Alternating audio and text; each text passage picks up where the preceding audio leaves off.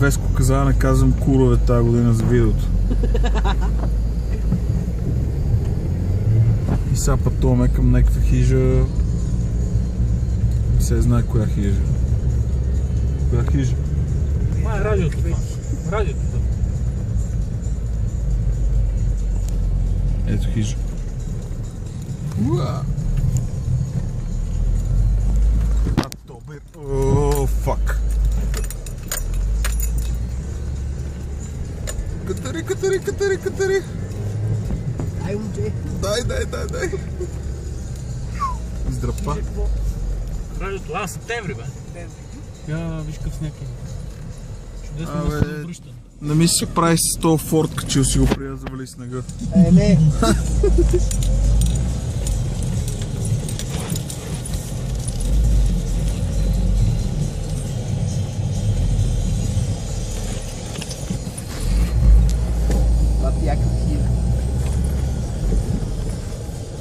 И сега пак надолу.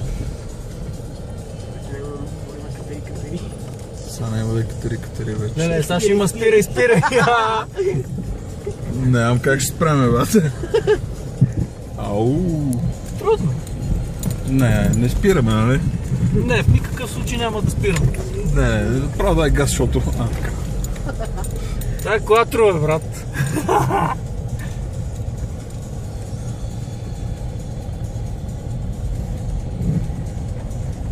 Хижа септември.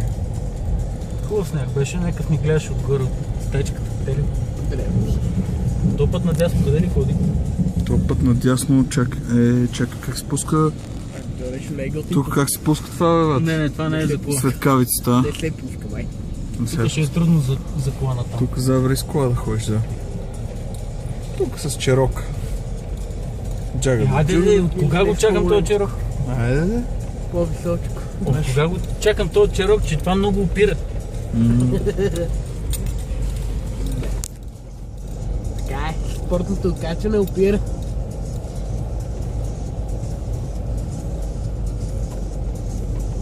Дай, момче, дай му. Че да не ни изненадаме. Дай му, бе. Оп. Така. Е тук през големия снег да видим, само да нема канавка, някаква скрита лимунка. Бе. Мога го държа това без да ми изкача ръката.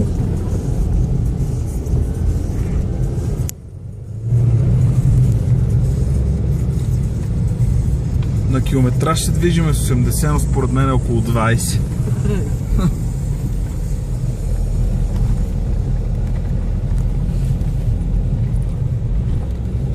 Сега с вратите. Сметиш обкладът, ти кажа, че ти ще след. Оп. А така? Още че трудно да закантариш, когато да се парзава. Оп, с вратите, дай. Не, не ще и това си. Оп, така. Малко се получи сега. Да. Стана. Бати в пътя, батко. Супер, бе.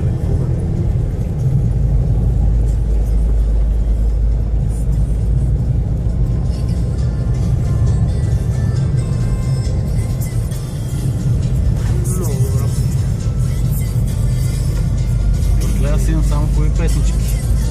Нещо нямаме фокус. Тук колко не излезнаха глиганите. Да, тук бяха глиганите. Кога се ударихме. Кога дългият прекосил. Аз се возех при дългия. Ясно. Той дългия просто не видя, че коси